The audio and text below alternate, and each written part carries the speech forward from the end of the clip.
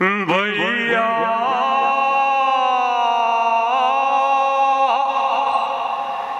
तुम घर जाके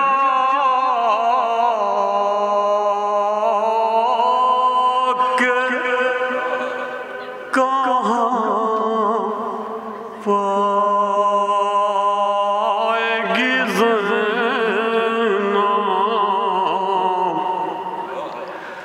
घबराएगी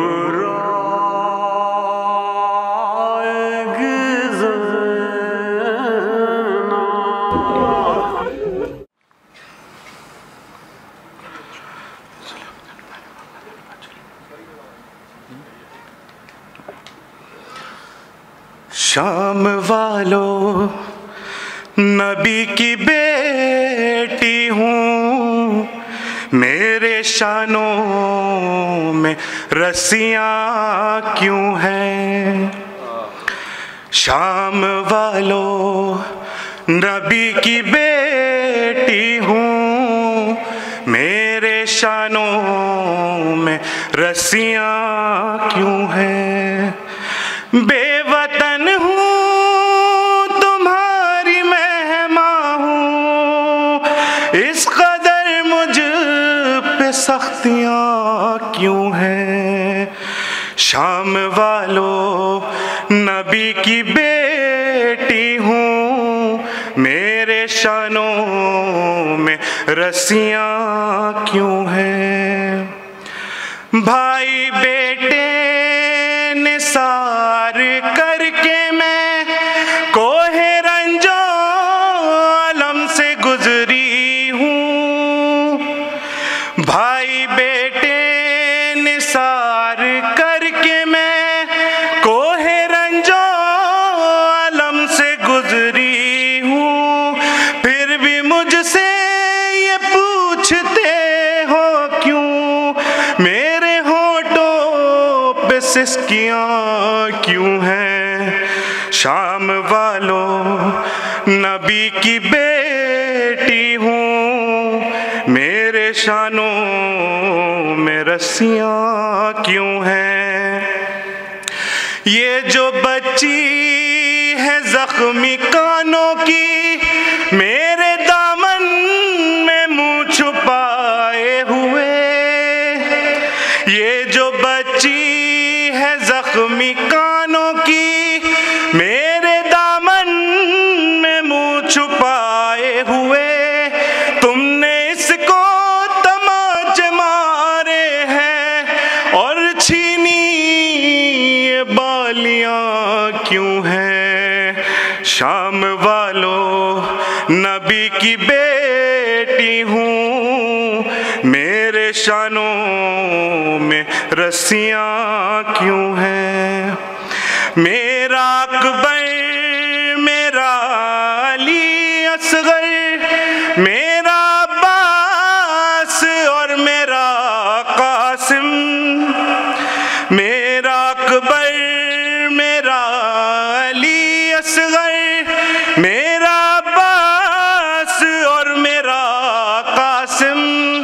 गर्म रेती पसो चुके अब तो, फिर ये मख्तल में गर्मियाँ क्यों हैं। शाम वालों नबी की बेटी हूँ, मेरे शानों में रस्सियाँ क्यों हैं।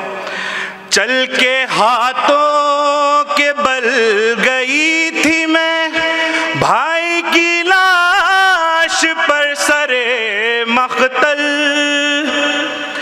चल के हाथों के बल गई थी मैं, भाई की लाश पर सरे मख्तल। पूछो इन जलते पत्थरों से जरा, जख्मी मेरी हथेलियाँ क्यों हैं। शाम वालों नबी की बेटी हूँ, मेरे शानों में रस्सियाँ क्यों हैं। एक अंगूठी थी दस्ते सरवर में, मेरे नाना की जो निशानी एक अंगूठी थी दस्ते सरवर में, मेरे नाना की जो निशानी थी, उस अंगूठी को लूटने के लिए तुमने काटी वो उंगलियां क्यों हैं? शाम वालों, नबी की बेटी हूँ, मेरे शानों में रस्सियाँ क्यों हैं? नौहा खानी का सिलसिला जारी, ता क़यामत मुसय्यब रेहान। नौहा खानी का सिलसिला जारी, ता क़यामत मुसय्यब रेहान। हम अगर रख नहीं सके जारी, फिर ये हम सब की हस्तियाँ क्यों हैं? शाम वालों, नबी की बेटी हूँ, मेरे शानों में रस्सियाँ क्यों हैं? भैया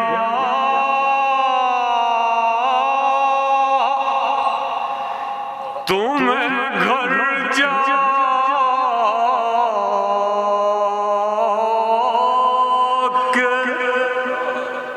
कहाँ पाएगी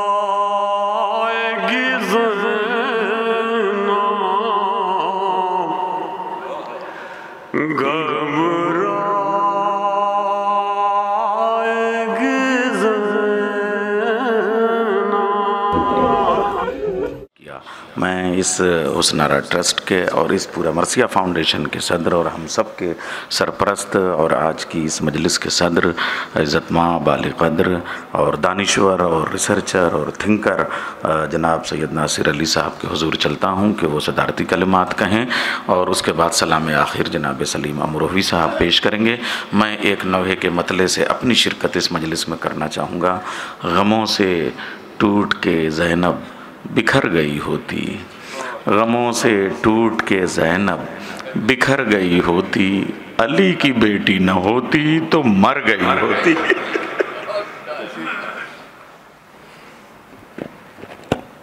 अरबाब अज़हर, अरबाब मजलिस,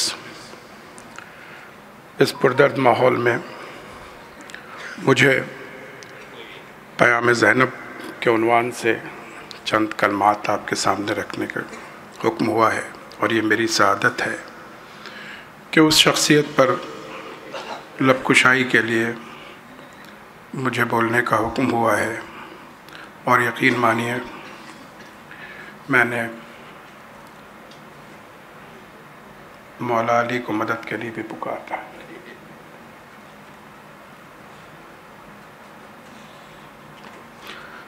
जज्बात हावी हैं, लेकिन जनाब ज़ैनब की शख्सियत पर मुझे कुछ बोलना है, ख़ास तौर पर इसलिए भी कि हुस्नारा ट्रस्ट की तरफ से जो प्रोग्राम मुनक़िद हुआ है और होता रहा है, ये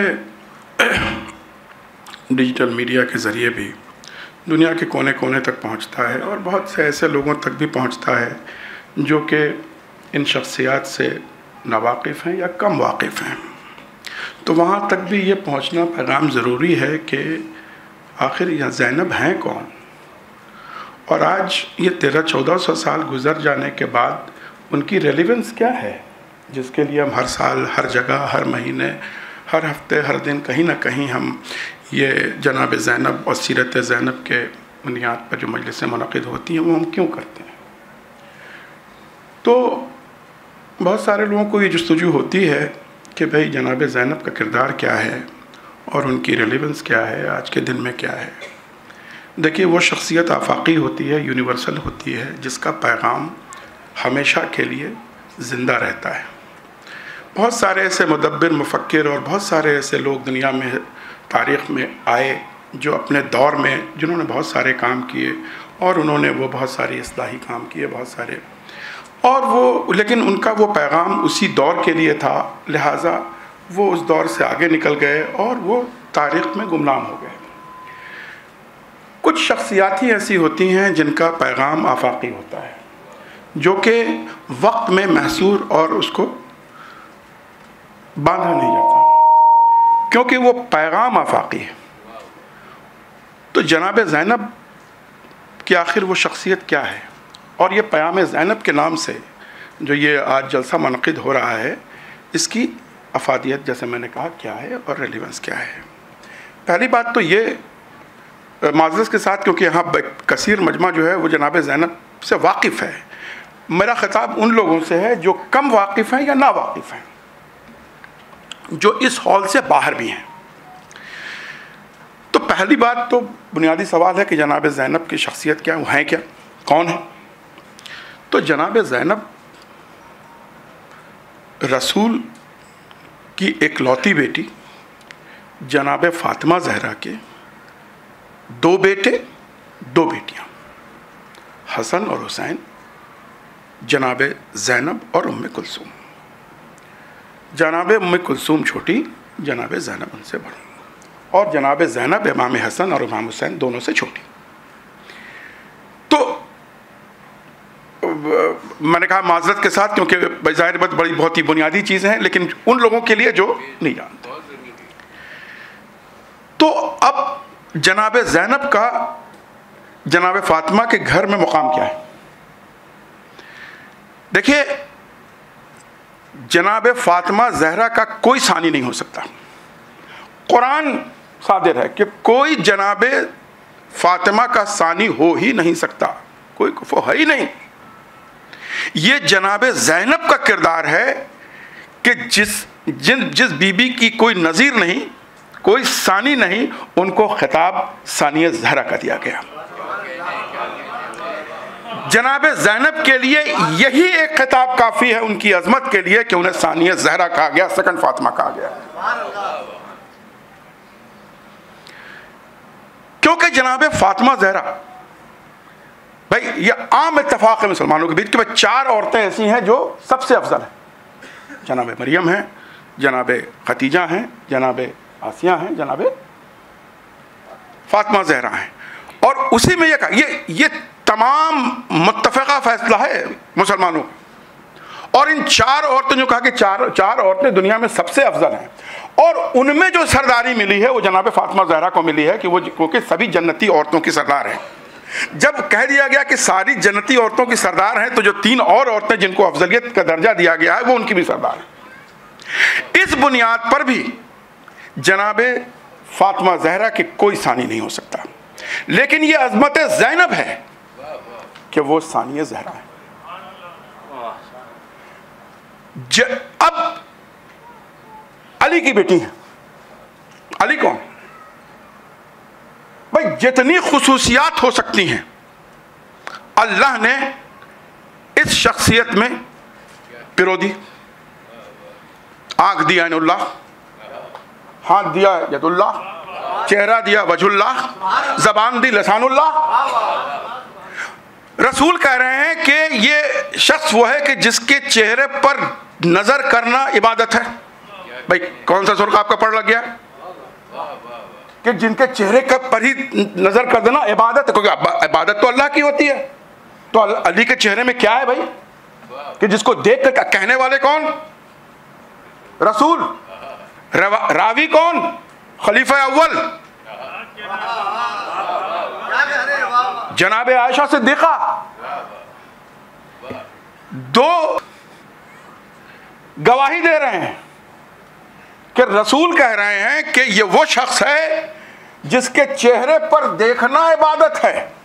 वो शख्सियत कैसी होगी कि जिसके चेहरे को ही देखना इबादत है? ऐसी शख्सियत की कोई नज़ीर हो सकती है क्या? लेकिन ये जनाब ज़ैनब का मर्तबा है कि वो अपनी बाप के लिए भी ज़ीनत है। ज़ैनब नाम ही रखा गया, ज़ैनब के मतलब ही है कि जो बाप ने बाप की ज़ीनत है। जिस बाप के चेहरे पर नजर करना इबादत हो, उसकी ज़ीनत बनी जनाब ज़ैनब। ये मर्तबा। इमाम हुसैन कोई इमाम हुसैन का शरीक हो सकता है क्या? करबला के मैदान में जिस तरह से उन्हें सब्र व तहम्मुल और शाकिर व साबिर होने का सबूत दिया है,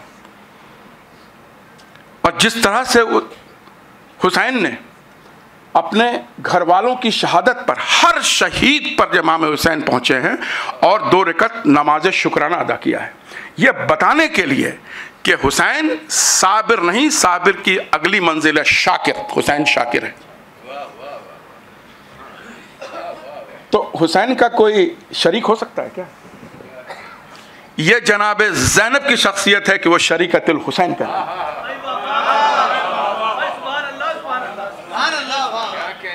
ज़ैनब कोई आम शख्सियत नहीं है,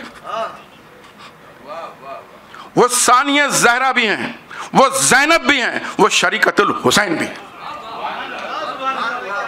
क्यों है? और भी तो औरतें थीं। देखिए हमारी बेटियां बहनें बैठी, एक औरत की कई उसके असनाफ होते हैं, कई उसके काम की बुनियाद पर, उसके वक़ार की बुनियाद पर। वो बैक वक्त एक बेटी भी होती, एक बहन भी होती है, एक माँ भी होती है। ज़ैनब उस शख्सियत का नाम है। तो ये तो सभी औरतें होती हैं और सबका अपना अपना एक वक़ार है, और सब ये जितने भी दर्जात हैं, लेकिन जनाब ज़ैनब बेटी भी हैं, ज़ौजा भी हैं, माँ भी हैं, बहन भी हैं, फूफी भी हैं, मुदब्बिर भी हैं, जाकिरा भी हैं, लीडरशिप भी है। ये सब जितने इसनाद हमने बताया आपको, ये सब मुंजमिद हो के एक शख्सियत पे सिमट गए। ये ज़ैनब की शख्सियत थी कि जब वो बेटी के रूप में आई हैं तो बेटी के वक़ार को बुलंद किया है। जब माँ बन के आई हैं तो माँ के दर्जे को एक मुकाम, उस मुकाम पर लाके खड़ा कर दिया जहां कोई पहुंच नहीं सकता। बहन के किरदार में आई हैं तो हर बहन इनको देख करके इनसे इंस्पिरेशन लेती। फूफी हैं, घर की लीडर हैं, एक छोटा सा काफिला है, लुटा हुआ काफिला है, पिटा हुआ काफिला है। उसकी सरदारी कोई आसान काम नहीं थी, और वो भी सरदारी किस हालात में? सरों पे रदा नहीं, हाथ पुष्ट पे बंधे हुए, दयार ब दयार फिराया जा रहा है। आशूर की शब, अगर आप शबे आशूर, शबे शाम गरीबा देखें तो अभी कुछ देर पहले जिसने अपने भाई को कत्ल होते देखा, जिसने अपने भाई के दोनों हाथों को कटते देखा, जिसने अपने भतीजे के सीने पे टूटी हुई अनी देखी, जिसने अपने 6 महीने के अली असगर का छिदा हुआ गला देखा, जिसने अपने 2 बेटों को रौंदी हुई लाशें देखी, जिसने अपने भतीजे कासिम के पामाल शुदा लाशें देखे, ये सब देख करके अब शाम गरीबा आ गई और खेमे जल गए। अब खेमे जल गए, उसके बाद चादरें छीनी गई। किसकी चादर छीनी जा रही है? ये रसूल की बेटियां हैं। छीनने वाले कौन हैं? नाम नेहाल मुसलमान हैं। किसकी चादरें छीन रहे हैं? रसूल की बेटियों की चादरें छीनी जा रही हैं। ऐसे हालात में आप बताएं कि एक ज़ैनब यको तन्हा एक लीडरशिप के हैसियत से खड़ी है, जिसने अपने 2 बच्चों को अभी शहादत देखी है, भाई को मरते हुए देखा है, भतीजों के रौंदशुदा लाशों को देखा है, और उस तो ऐसे हालात में लीडरशिप क्वालिटी का आना कोई आसान काम नहीं है। मैं कहता हूं नामुमकिन है। दुनिया में कोई ऐसी मिसाल और नज़ीर नहीं मिलती कि किसी औरत ने, जिसने अपने 72 जानिसारों के एक 4 घंटे के अंदर जिसने कत्ल होते हुए देखा है, और उसके बाद जो लुटा हुआ काफिला है जिसमें बच्चे हैं, औरतें जिन्होंने सब अपने वारिसों को खो दिया, बच्चे जो 3 दिन के भूखे प्यासे हैं, जिनके सरों पर चादर नहीं है, और उस हालात में ज़ैनब अब लीडरशिप क्वालिटी दिखा रही हैं कि किस तरह से इनको संभाला जाएगा, किस तरह से इनको ढाढ़स बनाई जाएगी, क्योंकि इन्हें जिंदा भी रहना है। देखिए, मैं अक्सर कहता हूं कि करबला के बाद 10 मुहर्रम के बाद मौत बहुत आसान थी, जिंदगी बहुत मुश्किल थी। ज़ैनब के पास 2 रास्ते थे। आसान तरीका यह था कि मर जाए, वो ज़ैनब के लिए बहुत आसान था, लेकिन ज़ैनब का मिशन मर जाना नहीं था, बल्कि जो मर गए हैं उनको जिंदगी जावेदानी अता करनी है। अब ये जो मिशन है, जो ये करबला का मिशन है, अब वो ज़ैनब के मर जाने से नहीं बचेगा। अब ज़ैनब को जिंदा रखना है, जिंदा रहना है, न सिर्फ खुद को जिंदा रहना है, बल्कि इस लुटे हुए काफिलों को भी जिंदा रखना है, हौसले के साथ रखना है। ज़ैनब का किरदार है, दुनिया के तारीख में यह किरदार लासानी है। ज़ैनब शायद सानिया ज़हरा हो सकती है, लेकिन कोई औरत सानिया ज़ैनब नहीं हो सकता, कोई मैं बता दूं आपको, ये ज़ैनब का किरदार था, उनकी हैसियत थी कि वो सानिया ज़हरा कहलाएं, लेकिन जो उम्मुल मसाइब बनी है जनाब ज़ैनब, कोई सानिया ज़ैनब नहीं है, कोई दूसरी ज़ैनब नहीं हो ही नहीं सकती थी। अब आप ये देखें, अब ये काफिला कहाँ जा रहा है? अभी हमारे नैयर जलालपुर साहब ने मजलिस पढ़ी, कूफा। ये कौन सा कूफा है? जहां इनके वालिद अभी चंद साल पहले वहां के हुक्मरान, रूलर थे वहां के। जनाब ज़ैनब वहां की शहजादी थी, और उसी कूफे में जनाब ज़ैनब और अली की बेटियों और अली की घरवाली और घर की औरतों को बेमकनो चादर घुमाया जा रहा है। और ऐसे हालात में ज़ैनब के अलावा कोई होता तो या तो मर जाता, या गम में इतना डूब चुका होता कि वो उसमें कोई मुदाफ़ियत करने की क़ुव्वत ही नहीं बचती। मैं जनाब ज़ैनब का किरदार दुनिया को बताना चाह रहा हूँ।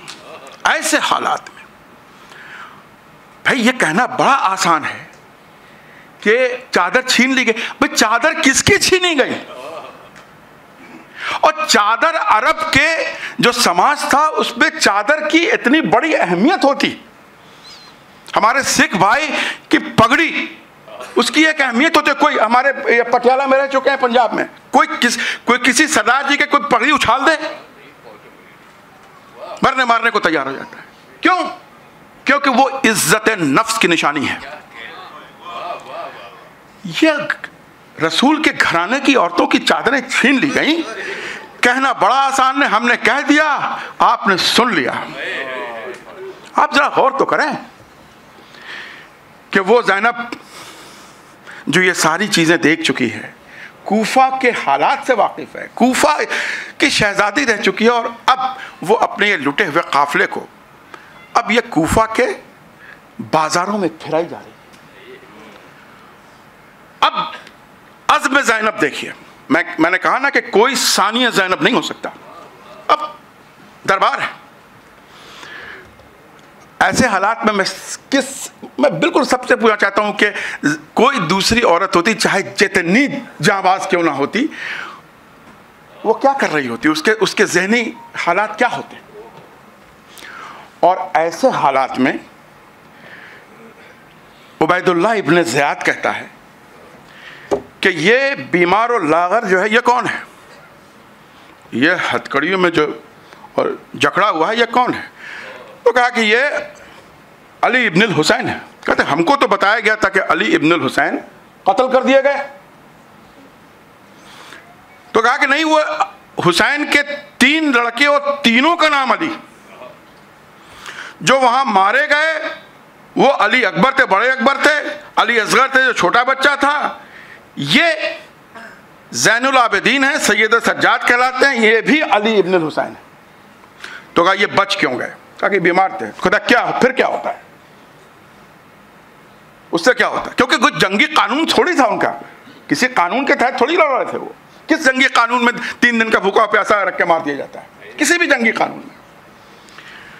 तो कहता है चलो अब उस गई नहीं मारा, अब मार दो। अब जनाबे ज़ैनब जो सब कुछ खो चुकी है, अपना पूरा घर खो चुकी है, अब जनाबे ज़ैनब का किरदार देखिए, जो एक मुदब्बराना और लीडरशिप क्वालिटी अब सामने आ जाती है। अब उन्हें पता है कि देखो तुम जुल्म हम तक जब तक रहेगा, ये रसूल के घराने का उसूल है कि जब तक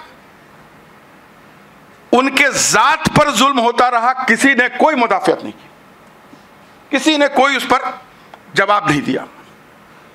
चाहे वो अली पर जुल्म होता रहा हो, जनाब फातिमा पर होता रहा, किसी पर भी होता रहा, जितने आइम्मा अतहार हैं, क्योंकि वो जुल्म उनके जात पर था। ये मोहम्मद के घराने वाले ये होते हैं कि जब अल्लाह और कुरान पर अगर हर्फ आती है तो फिर वो अपनी जिंदगी का ख्याल नहीं करते, फिर वो सीने सिपर बन के सामने आ जाते हैं। अब जनाब ज़ैनब ऐसे ही तो सानिया ज़हरा नहीं है ना, ऐसे ही तो शरीकतुल हुसैन नहीं है ना, ऐसे ही तो अपने बाप की जीनत नहीं है ना। अब उनके सामने ये नक्शा था कि अब इमाम वक्त सामने है, इमाम वक्त अपनी जगह पे। आज अब सूरह कौसर को बचाना है, जो अल्लाह का फरमान है, इन्ना आतैना कल कौसर, रसूल हमने आपको कौसर अता कर दिया। कौसर को जो जितने भी हदीस है उसमें यह कि कौसर जनाब फातिमा के लिए इस्तेमाल हुआ। क्यों? क्योंकि रसूल को जब उनके औलादें ख़त्म होने लगी एक के बाद एक बचपन में ही, तो जो कुफ़ार मक्का थे, मुशरिकीन थे, उन्होंने रसूल को पर ताने कसने शुरू कर दिए कि अब इनकी नस्ल तो आगे बढ़ेगी नहीं, अब ये अवतर हो गए हैं। तब सूरह कौसर आई, और कौसर इसलिए आई कि अब अल्लाह ने कहा कि मैंने आपको कौसर अता कर दिया फातिमा के जरिए, अब आपकी नस्ल फातिमा के जरिए चलेगी। और क्या नतीजा क्या होगा? इन्ना अतैना कल कौसर फसल लिरब्बिका वनहर इन्ना शानिया का हो अलअब्तर। और जो आपके शान में ये गुस्ताखियां कर रहे हैं वो अबतर हो जाएंगे, वो उनकी नस्ल खत्म हो जाएगी। अब जो उबैदुल्लाह इब्ने ज़ियाद का हमला था वो जनाबे सैयद सज्जाद के जात पर नहीं था, वो अब वो सूरह कौसर के एकलौते होप थे। आज अगर सैयद सज्जाद मारे जाते हैं तो सूरह कौसर के ये आयत की नफी हो जाती है। अब ये नस्ल फातिमा कट जाएगी, खत्म हो जाएगी। उस वक्त जनाब ज़ैनब ने, चूंकि अब देखिए यही तो मुदब्बराना ये होते कि अब वो हमला वो सैयद सज्जाद के इंडिविजुअल पर नहीं था, उनके शख्सियत पर नहीं था, शख्स पर नहीं था, बल्कि अब हमला था कुरान की आयत पर। क्योंकि अब वो सूरह कौसर के उस कौसर को खत्म करने जा रहा था। देखिए जनाब फातिमा के 2 ही बेटे और एक उनके वतन में ही शहीद हो गए। सादात फातिमा के 3 ही, जनाब मोहसिन तो 1/3 तो पहले ही शहीद कर दिए गए, हसन को शहीद कर दिया गया, जो बच्चे उनके करबला में थे उनको शहीद कर दिया गया। अब हुसैन के सिर्फ एक ही औलाद बची हुई है, जनाब असगर अली असगर शहीद कर दिए गए 6 महीने की उम्र में। 18 साल की उम्र में जनाब अली अकबर शहीद हो गए। अब ये वाहिद हैं जो कि जनाबे फातिमा जहरा की औलाद में बचे हैं, अब ये हैं, और जनाबे इमाम बाकर हैं जो छोटे हैं। तो अब उन्हें ये लगा कि अब यही दोनों तो बचे हुए हैं। हमारे नैयर भाई ने कहा ना कि 63 बच्चे रास्ते में ही शहीद हो गए। तो अब जनाब ज़ैनब सामने खड़ी हो गई हैं और अब जनाब ज़ैनब का वो जो वहाँ पर एक खुतबा है, और उसमें खुतबा का अशीर ये है कि किसकी हिम्मत है कि इस आयत कुरानी को हाथ भी लगा ले। अपने भतीजे को आयत कुरानी कहा है, और इसीलिए कहा है शायर कुरानी, शायर इलाही, क्योंकि अब वो मजहर कौसर बन के सामने। अब जनाब ज़ैनब ने कहा है किसी की हिम्मत? अब आप ये बताएं, एक औरत जिसने बता दिया कि इतने आलमों पे मतलब वो करिए, वो उसमें इतनी हिम्मत किससे? जो रूलर है वो सामने बड़ा है, कह रहा है कि मार दो। अब जनाब ज़ैनब कहती है किसी में हिम्मत जो इस मेरे भतीजे जो आयत इलाही है इस पर हाथ भी लगा दे। मैं अक्सर कहता हूं, ये तो बातिल ने अपने बढ़ते हुए कदम को पीछे कर लिया, वरना ये दुनिया ये देखती कि ये ऐसे ही अपने बाप की जीनत नहीं है। शायद दुनिया में पहली और आखिरी बार देखा जाता कि ये जुल्फ़िकार सिर्फ अली और हसन और हुसैन के ही हाथ में नहीं, जनाब ज़ैनब के हाथ में भी हो सकती थी। लेकिन बातिल ने खतरा भांप लिया और वहां से अब जनाब ज़ैनब इमाम वक्त को बचा के अब आगे ले जा रही हैं। अब जनाब ज़ैनब का एक और लफ्ज़, क्योंकि वक्त नहीं है, शरीकतुल हुसैन भी है। अब हुसैन साबिर भी है और शाकिर भी है। अब हालात ये हैं कि अब ये काफिला जनाब ज़ैनब लेके आगे बढ़ रही हैं। अब शाम के बाजार से गुजर रही हैं, और शाम के बाजार से मुझे वो चूंकि नैयर जलालपुरी साहब ने वो पूरा मंजरकशी कर ली है, तो अब जनाब ज़ैनब ये काफिला लेके जब नालबंदी हो गई और दरबार सज गया और सारे 700 कुर्सी नशीन बैठ गए, और अब जनाब ज़ैनब इमाम ज़ैनुल आबिदीन और ये जो भी बचा हुआ लुटा हुआ काफिला था आ गया। अब यहाँ पर जनाब ज़ैनब का किरदार देखें। अब फिर मैं थोड़ी सी बात मैं ये कहना चाहूँगा। अब ये ज़ैनब है जो कि बाबुसात पर 72 घंटे गर्मी, दिन की गर्मी और रात के ठंडे में खड़ी रखी गई है। और जब जनाब ज़ैनब इस काफिले को लेके यजीद के दरबार में पहुंची हैं, तो सिर्फ यही नहीं थे बल्कि जितने शोहदा थे उनके सर भी लाए गए थे। ऐसे हालात में जब जनाब ज़ैनब देख रही हैं कि ये घर के पाले हुए जनाब अली अकबर का सर है, ये 6 महीने के बच्चे अली असगर का सर है, ये ओनो मोहम्मद है, ये कासिम है, इन सब के सर तश्त में रखे हुए हैं, और ज़ैनब अभी भी पुश्त से उस रिस्मान बंधी हुई है, भतीजा बीमार है, वो जकड़ा हुआ है जंजीरों में। और ऐसे में अब एक मुनादी बता रहा है ये कौन कौन हैं। यजीद ने पूछा कि वो अली की बेटी ज़ैनब कहाँ है, तो ज़ैनब जितने भी लोग थे उनके बीच में थी। बहरहाल वो इतना दर्दनाक पहलू है, मैं वहाँ पर नहीं जाऊँगा, आप रो चुके हैं। आप ये मेरी जनाब ज़ैनब की जो एक अनफ्लिंचिंग जो उनकी एक क़ुव्वत है, मैं उसका मुज़ाहरा करें। किसी ने जनाब सकीना को देख लिया, उन 700 कुर्सी नशीन जो थे, यजीद को कहता है कि ये जो छोटी बच्ची है इसको तुम मुझे कनीज़ी में दे दे। ज़ैनब के कान में ये आवाज़ पहुंच जाती है। देखिए आप रो रहे हैं ना, ज़ैनब नहीं रोई है, लीडर है ना, लेकिन ज़ैनब हिल जरूर गई। हिल इसलिए भी गई कि ये वो बच्ची है जिससे खानदान रसूल बेपनाह मोहब्बत करता है। 4 साल की बच्ची, जितने इमाम हुसैन की खैर चहेती बेटी तो ही है, जनाब अब्बास, जनाब अली अकबर, जनाब सब की चहेती हैं ये।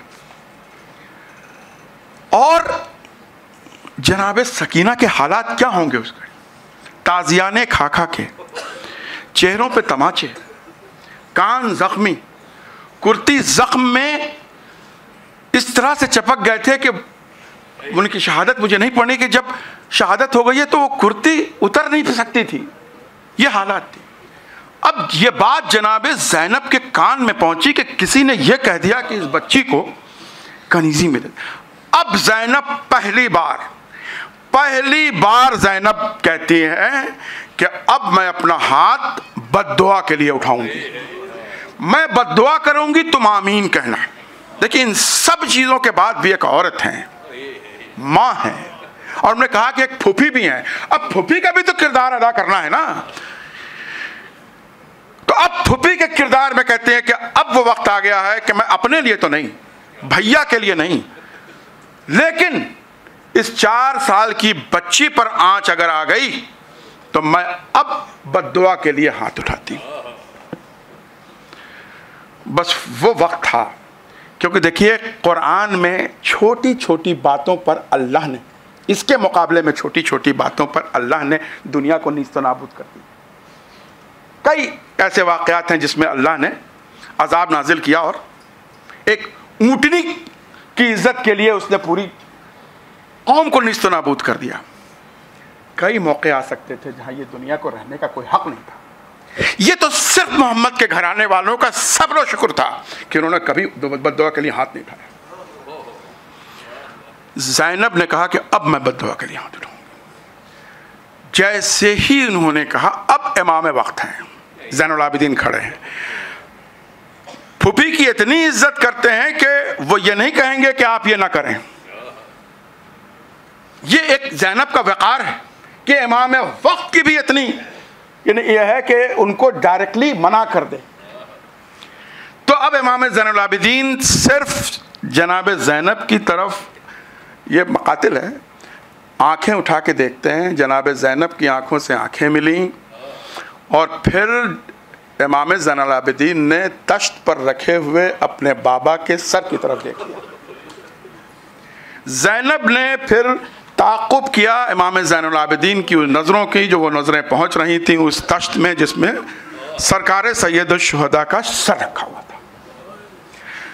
ज़ैनब ने उधर देखा और देखा कि हुसैन के कटे सर के आंखों से आंसू जारी हैं। ज़ैनब समझ गई, ज़ैनब को याद आ गया शब आशूर जब हुसैन और ज़ैनब एक खेमे में आपस में बातें कर रहे थे, हुसैन कुछ तलकीन कर रहे थे, कुछ मशवरे दे रहे थे, और उसमें उन्होंने कहा था कि बहन बहुत सख्त मनाजिल हैं, कई मौके आएंगे कि जहां तुम्हें लगेगा कि अब ये बद्दुआ का वक्त आ गया है, लेकिन बहन मेरा मिशन ये है कि तुम उम्मत के लिए बद्दुआ न करना। बस ज़ैनब ने अपने उठे हुए बद्दुआ के हाथ को गिरा लिया, लेकिन बातिल बहुत डरपोक होता है। मैं कहता हूँ बातिल बहुत डरपोक होता है। वो डर गया कि अगर ये हाथ उठ गया तो ये दुनिया ख़त्म हो जाएगी। ज़ैनब ने इमाम वक्त को बचाया, जनाब ज़ैनब ने जनाब सकीना की हुर्मत को बचाया, इस्लाम की हुर्मत को बचाया, इंसानियत को बचाया, औरत के वक़ार को बुलंद किया कि औरत का नाम सिर्फ घर में बैठे रहना नहीं है।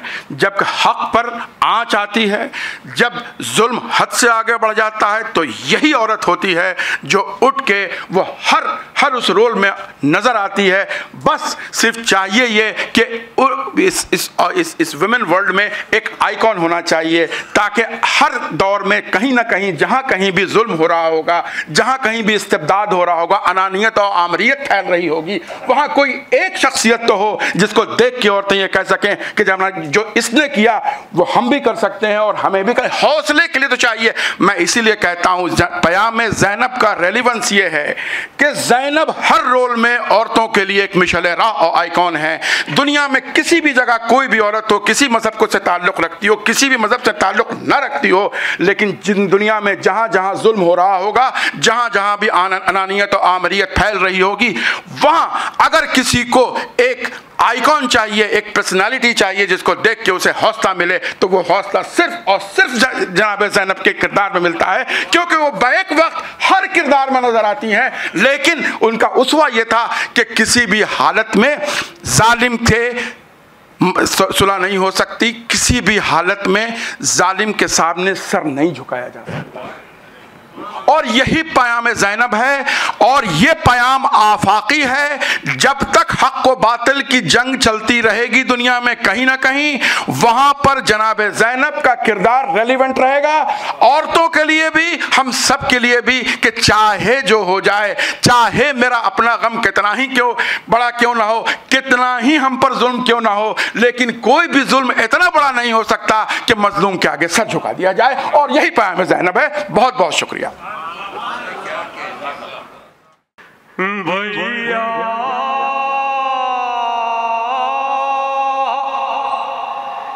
तुम घर जाके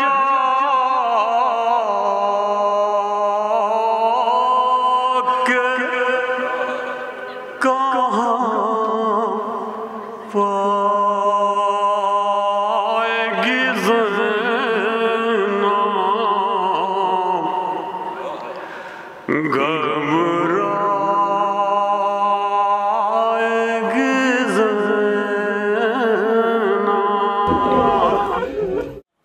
हुसैन तुम नहीं रहे तुम्हारा घर नहीं रहा, हुसैन तुम नहीं रहे तुम्हारा घर नहीं रहा, मगर तुम्हारे बाद जालिमों का डर नहीं रहा। इफ्तिखार आरिफ का ये शेर नवासे रसूलुस सकलैन, फ़ातिमा ज़हरा के दिल का चैन, अली मुर्तज़ा के नूर ऐन, यानी हज़रत इमाम हुसैन ने करबला में अपने पूरे घर की क़ुरबानी देकर न सिर्फ दीन इस्लाम को बचाया है, बल्कि जुल्म के आगे अपना सर न झुकाकर आलम इस्लाम के सर को बुलंद किया है। इमाम हुसैन ने इस्लामी आदाब को बाक़ी रखा, इमाम हुसैन ने अखलाक़ियात इस्लामी को बाक़ी रखा, जो इस्लाम की बुनियाद रसूल अकरम सल्लल्लाहु अलैहि वसल्लम नबूवत का ऐलान करते हैं, उससे 40 साल तक अपने किरदार से मक्का के लोगों के दिलों को जीतने में मसरूफ़ नज़र आते हैं। तो अखलाक़ियात इस्लाम की अहम बुनियाद है।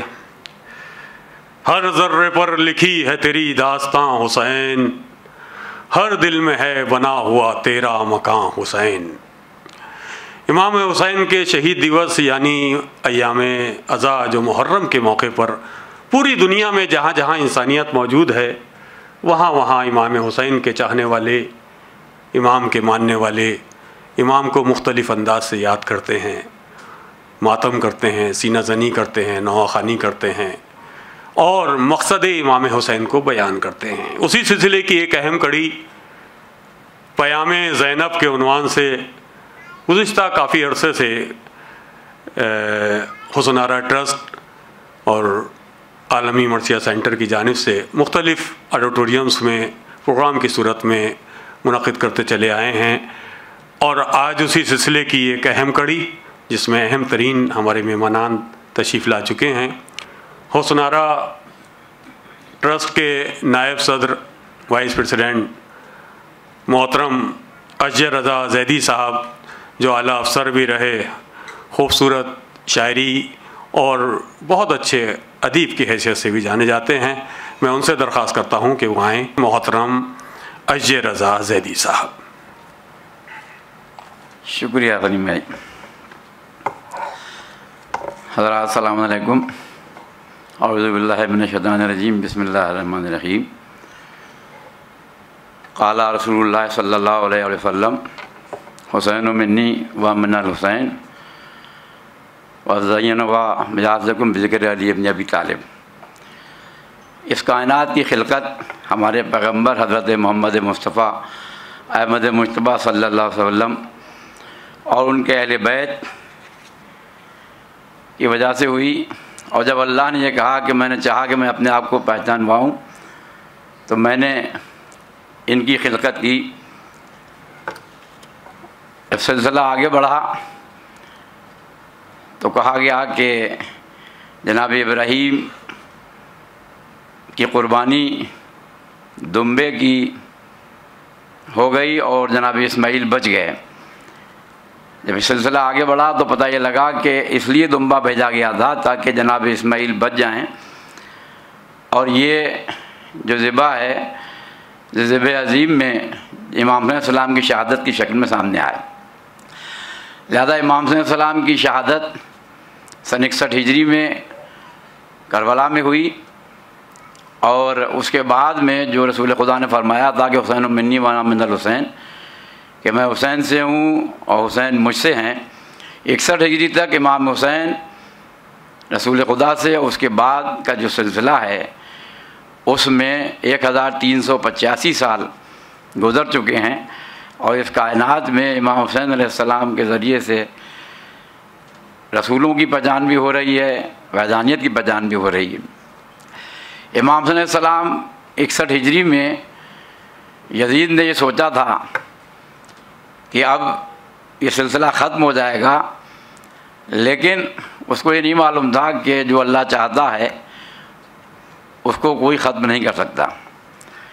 इसलिए 61 हिजरी के बाद सब कुछ कोशिशें यजीद ने की, मगर जनाब ज़ैनब उठी, और उठने के बाद उन्होंने करबला से कूफा, कूफा से शाम तक इमाम हुसैन सलाम को मिशन को आगे बढ़ाया। जैसा कि कहा गया था कि ज़ैनब मिजाज़कुम बिज़िक्र अली इब्न अबी तालिब, अपने मजलिसों को ज़ीनत दो ज़िक्र अली इब्न अबी तालिब से। लिहाजा मौला कायनात ने अपनी बेटी का नाम ही ज़ैनब रखा, बाप की ज़ीनत, और जनाब ज़ैनब ने उस फ़र्ज़ को निभाया। 14 मासूमीन में जहाँ जनाब फ़ातिमा ज़हरा अकेली मासूमा हैं, लिहाजा उनके सिलसिले को आगे बढ़ाते हुए शहज़ादी ज़ैनब जो हैं सानिया ज़हरा कहलाती हैं। जहाँ नमूने अमल जनाब फ़ातिमा ज़हरा हैं, तो वहीं नमूने अमल भी जनाब ज़ैनब भी हैं। अगर करबला के बाद के वाक़यात न होते तो जनाब ज़ैनब भी मासूमा होती। वो काम लेना था जनाब ज़ैनब से। शरीक इमाम हुसैन सलाम जनाब ज़ैनब हैं। अगर जनाब ज़ैनब न होती तो जो मिशन है इमाम हुसैन सलाम का वो आप तक न पहुंचता। तो आज तक कायनात में जो पैगाम इमाम हुसैन सलाम जारी और सारी है, हम लोग इसको आगे बढ़ा रहे हैं। इसके लिए हम जनाब ज़ैनब को याद करते हैं कि अगर वो न होती तो मकसद जो है वो ख़त्म हो गया होता। आज इसी सिलसिले में हुसैन नारा ट्रस्ट जो है वो जनाब ज़ैनब के पैगाम को बढ़ाने के लिए आगे प्याम ज़ैनब के उन्वान से प्रोग्राम मुनक़िद कर रहा है। ये प्रोग्राम मुसलसल 20 साल से हो रहा है। हद ये है कि जब कोविड-19 हुआ उस दौरान भी ऑनलाइन और जूम के ज़रिए से इस प्रोग्राम को मुनक़िद किया गया। जनाब ज़ैनब के बारे में मैं एक बंद पढ़ के आगे, असीरी में इमामत का किया है काम ज़ैनब ने, नहीं मिटने दिया दीन नबी का नाम ज़ैनब ने। ये अखलाक़ व करम में अहमद मुख्तार थी ज़ैनब, शुजाअत में जलाल हैदर कर्रार थी ज़ैनब, रज़ा व सब्र में शब्बीर का किरदार थी ज़ैनब, असीरों बेकसों की काफ़िला सालार थी ज़ैनब, असीरों बेकसों की काफ़िला सालार थी ज़ैनब, बुझाया अपनी आहों से चराग़ शाम ज़ैनब ने, नहीं मिटने दिया दीन नबी का नाम ज़ैनब ने, असीरी में इमामत का किया है काम ज़ैनब ने। वो जो काम जनाब ज़ैनब ने अंजाम दिया, आज उसी पैगाम को दुनिया भर में लोग आगे बढ़ा रहे हैं। हुसैन नारा ट्रस्ट जो कर रहा है, तो इसकी जानिब से ये प्रोग्राम शुदा करबला, उसकी जान करबला की क़ुरबानियों को याद करते हुए उनको खराज अक़ीदत पेश करने के लिए मुनक़िद किया गया है। और इस प्रोग्राम में आज के इस तक़रीब में मुल्क के नामवर नवाख़ान, तहतुल लफ़्ज़ ख़वान और मुक़र्ररीन हज़रात बारगाह नवाज़ रसूल सकलैन में खराज अक़ीदत पेश करेंगे। लिहाजा मैं बग़ैर किसी तमहीद के आगे आज के इस प्रोग्राम की सदारत के लिए एक नामवर शख्सियत सैयद नासिर अली रिज़वी साहब IRS, जो चेयरमैन आलमी मरसिया सेंटर हैं, उनसे गुजारिश कर रहा हूँ कि मसनद पर तशरीफ़ लाएँ। जनाब सैयद नासिर अली रिज़वी साहब एक ऐसी शख्सियत जो अपने किरदार से, अपनी शख्सियत से जहाँ भी जाते हैं वो इमाम हुसैन साहब के पैगाम को और पैगाम ज़ैनब को आम करते हैं। अपनी ज़िंदगी का एक मकसद बना लिया है नासिर भाई ने कि उस पैगाम को दूर दूर तक पहुँचाएँ। शुक्रिया। और इसके बाद में मैं जो आज के मुक़र्रर ख़ुसूसी हैं प्रोफेसर अब्बास रज़ा नैयर जलालपुरी साहब, ये अब्बास भी हैं, रज़ा भी हैं, नैयर भी हैं, जहाँ भी जाते हैं अपने नूर से महफ़िल को नूरानी बना देते हैं। कभी हिंदुस्तान में तो कभी पड़ोस के ममालिक में, इराक़ में, ईरान में, हर जगह आप इनकी धमक देख सकते हैं। और अपनी तक़रीरों में वही पैगाम जो रसूल का था, वही पैगाम जो अली का था, वही पैगाम जो जनाब फ़ातिमा ज़हरा का था, वही इमाम हसन का था, वही पैगाम इमाम हुसैन का और जनाब ज़ैनब का, वो पहुँचाने की पूरी कोशिश करते हैं और कामयाबी हासिल करते हैं।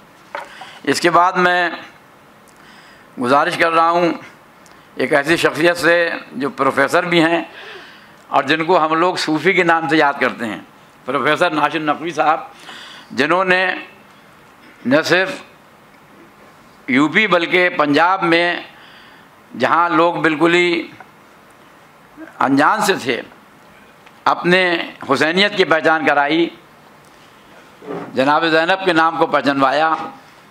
और नासिर भाई उन लोगों में से हैं, चंद लोगों में से, कि जिनकी वजह से आज समाना के अंदर लोग जूह दर जूह पहुँच रहे हैं और मशहद की याद दिलों में लिए हुए वहाँ पर हाज़िरी देते हैं।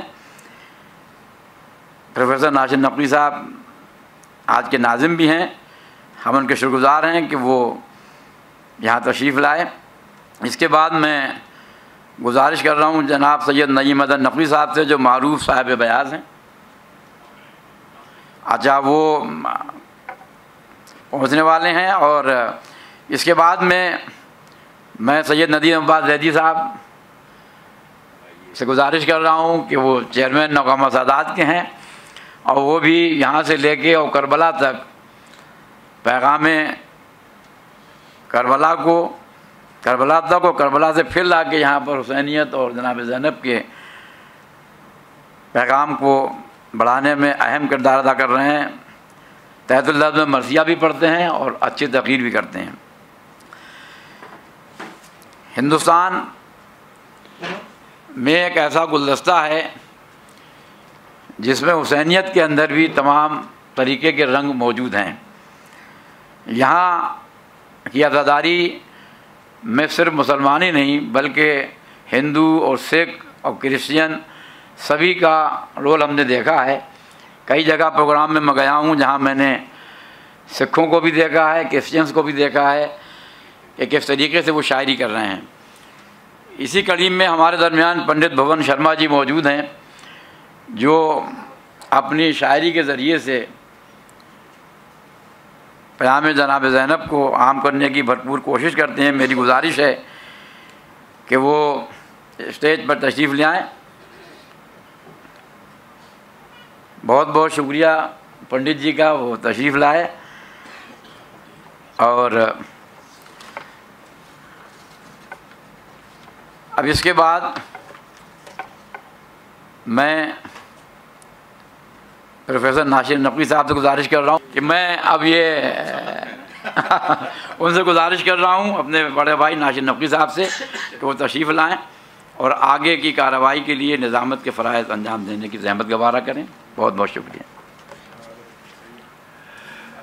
हज़रात अस्सलाम वालेकुम। हमारे एस.जे. रज़ा ज़ैदी साहब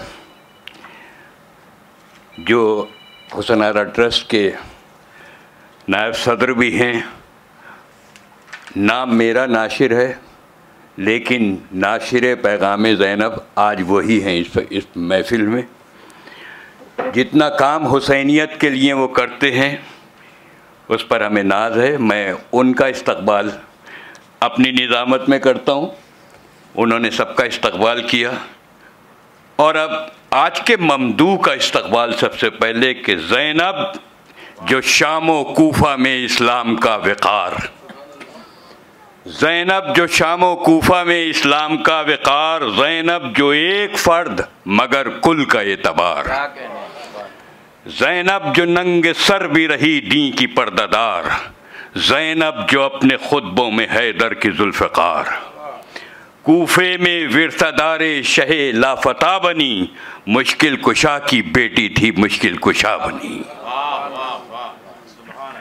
और एक बंद सुने कि ज़ैनब यकीन व अज़्म की तहरीक इर्तिक़ा, ज़ैनब शहे हुदा का हशम दीन की बका, ज़ैनब जलालो रोब में हैदर का आईना, ज़ैनब हुसैन बन के रही बादे करबला, जो ज़ालिमों में अदल की पहचान बन गई, रहले वफा पे सब्र का कुरान बन गई।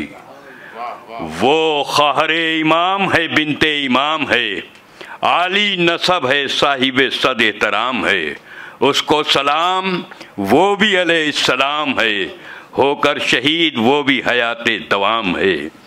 नासिर भाई बैत सुने कि ज़ैनब बुलंद कर दिया नामे शहीद को, खुतबों की जुल्फ़कार से मारा यजीद को। भैया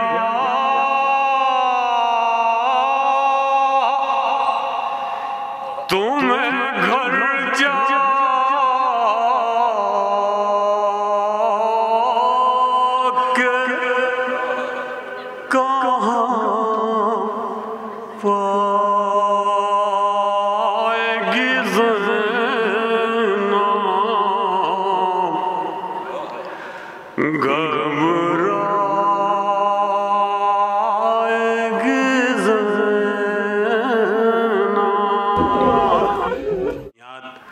रसूल अकरम सल्लल्लाहु अलैहि वसल्लम। दो शेर उनके, एक शेर मेहदी नज़मी साहब का और एक जमील मज़हरी का इस वक्त याद आ रहा है। मेहदी नज़मी साहब कहते हैं नासिर भाई कि ये शरीयत का तकाज़ा है, मुनासिब है जिहाद, ऐसे हंगाम में औरत पे भी वाजिब है जिहाद। जिन हालात में जनाब ज़ैनब उठी हैं और उन्होंने 1400 साल पहले हमें पैगाम दिया है, आज भी वो ज़िंदा है और हमेशा ज़िंदा रहेगा। जमील मज़हरी साहब, नासिर भाई उसी बिहार से ताल्लुक़, एक दो मिसरे उनके भी याद आ गए कि ज़ैनब के दिल की था इमाम ज़माना ने। जिस वक्त ये तकरीर फरमा रहे थे कि इमाम हुसैन का सर था तश्त और उस पर नज़र पड़ी है, ज़ैनब के दिल की था इमाम ज़माना ने, मैं आपकी बहन हूँ मेरा इम्तहान न ले। क्या ज़ैनब की ज़ात है। बहरहाल बेहतरीन तकरीर। इसके बाद हमारी फहरिस्त में जनाब श्रीकांत नामदेव साहब यहाँ तशरीफ़ फरमा हैं। हिंदुस्तान हमेशा इमाम हुसैन की बारगाह में सलाम करता है। हमारे हिंदू भाई जिस तरह से अक़ीदत रखते हैं हम उन्हें भी सलाम करते हैं। और श्रीकांत साहब ये नामदेव जी ऐसे हुसैन के चाहने वाले हैं कि 40 के मौके पर 40 वाक़ में भी शरीक हुए और हम वहाँ तक तशरीफ़ ले गए। इन्होंने पैदल सफ़र किया। मैं जो इन्होंने महसूस किया है मैं उनके महसूसात को सुनने के लिए गुजारिश करूँगा कि तशरीफ़ लाएँ और बारगाह ज़ैनब में, इस पयाम ज़ैनब में, इस शाम गिरिया में शामिल हों। जनाब नामदेव साहब, श्रीकांत नामदेव जी। मैं ज़रा सा इंट्रोडक्शन ये दे दूं कि ये सेंट्रल गवर्नमेंट में काफ़ी सीनियर ऑफिसर हैं, जॉइंट सेक्रेटरी वाले, और ये डायरेक्टर मिनिस्ट्री ऑफ फाइनेंस हैं, बैंकिंग डिवीज़न को देखते हैं, बहुत सीनियर ऑफिसर हैं।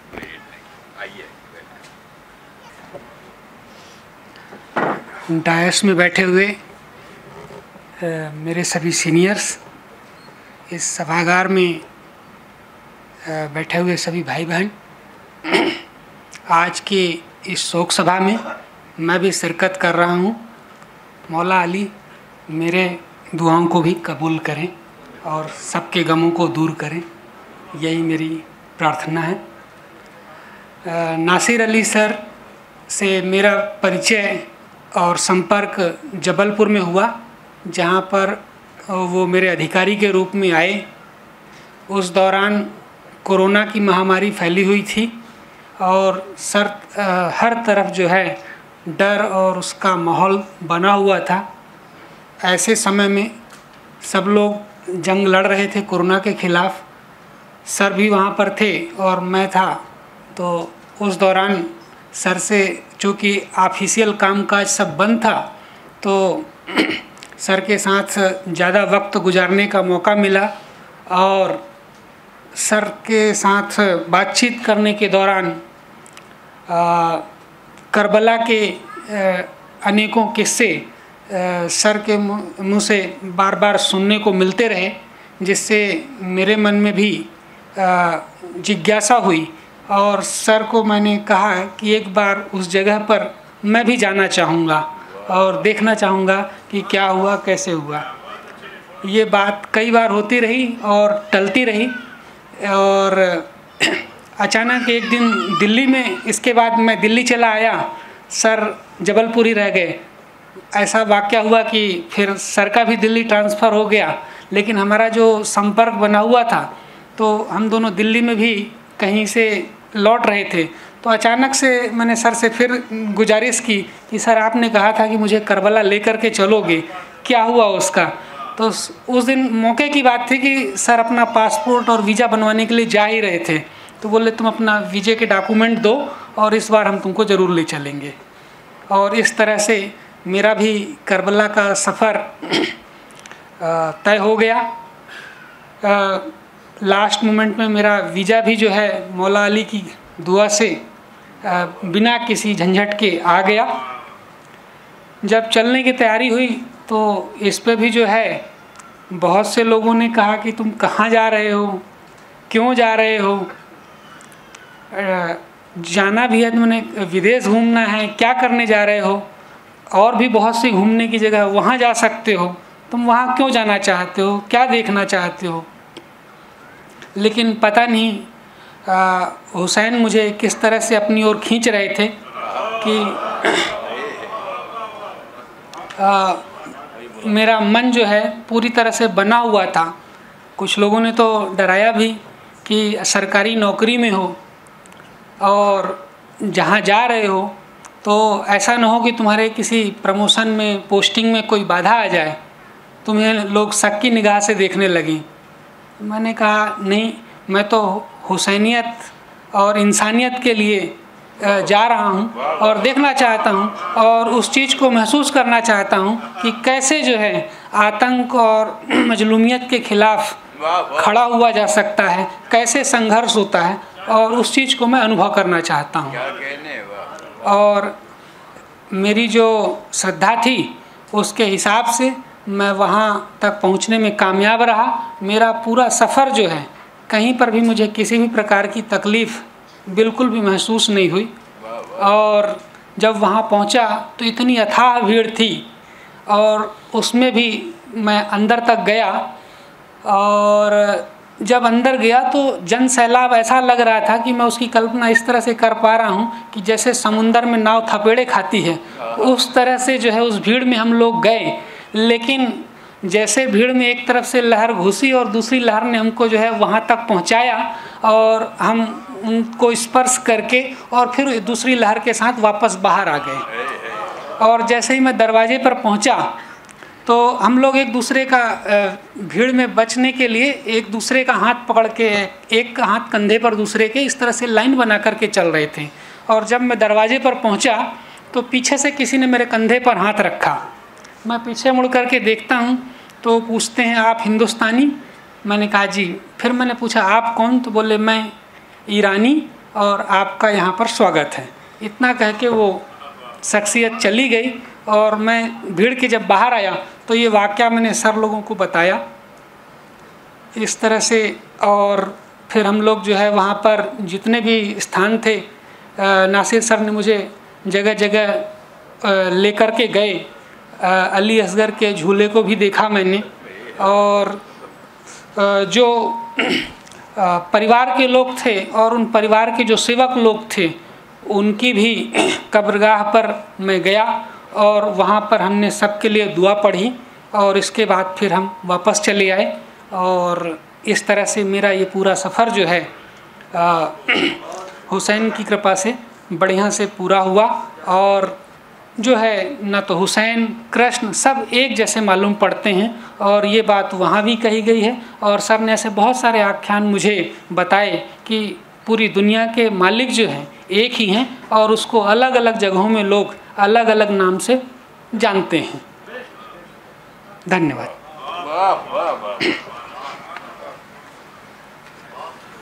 बहुत बहुत शुक्रिया। यह है अक़ीदत, मोहब्बत, रिश्ता, दिल से दिल का रिश्ता होता है। श्रीकांत नामदेव जी खुश नसीब हैं आप कि जो क़याम ज़ैनब में शामिल हैं और हुसैन की बारगाह तक पहुँचे। भैया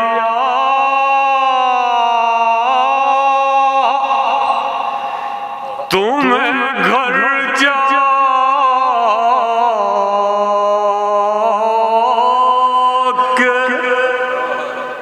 कहाँ पाएगी ज़ैनब,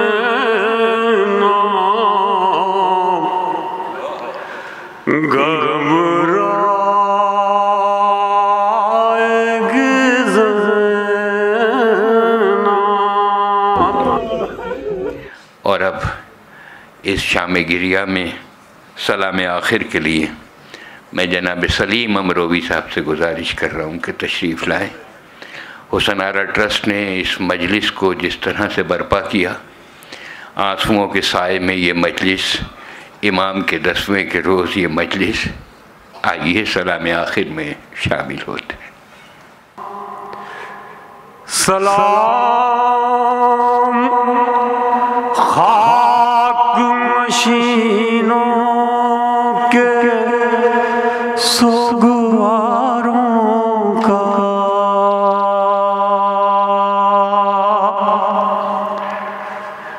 गरीब देते हैं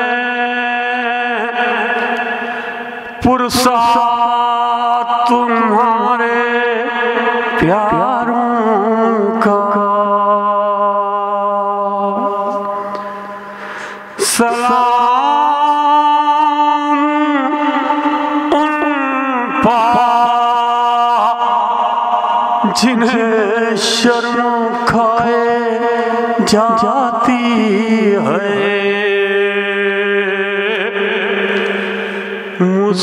मुसीबतों में इमामत की पहली मंजिल है।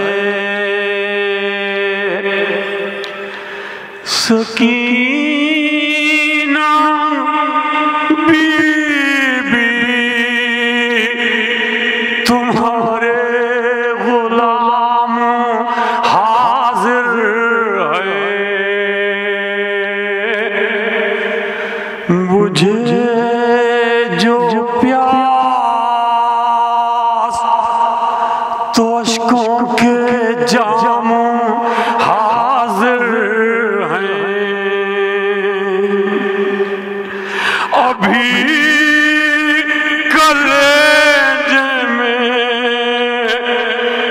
एक आग सी लगी होगी, अभी तो गोद की गर्मी ना कम हुई होगी। नहीं लाइनों में इंसान कोई खुदा हाफिज, दरिंदे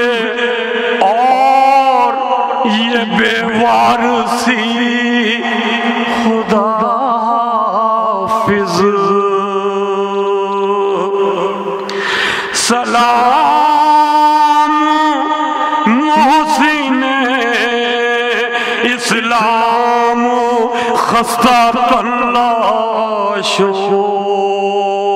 सलाम तुम पा शहीदों के बेकफन लाशों। बच्चे तो अगले बरस हम हैं और ये हम फिर है।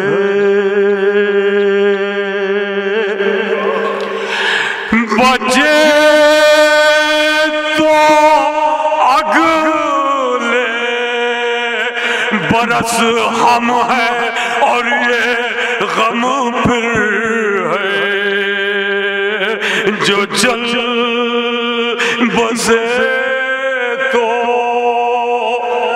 ये अपना सलाम आखिर है।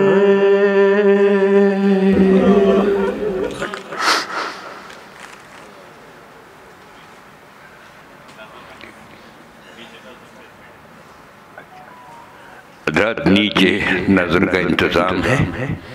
तमाम सोगवारों से अज़ादारों से गुजारिश है कि नज़र में शरीक हो।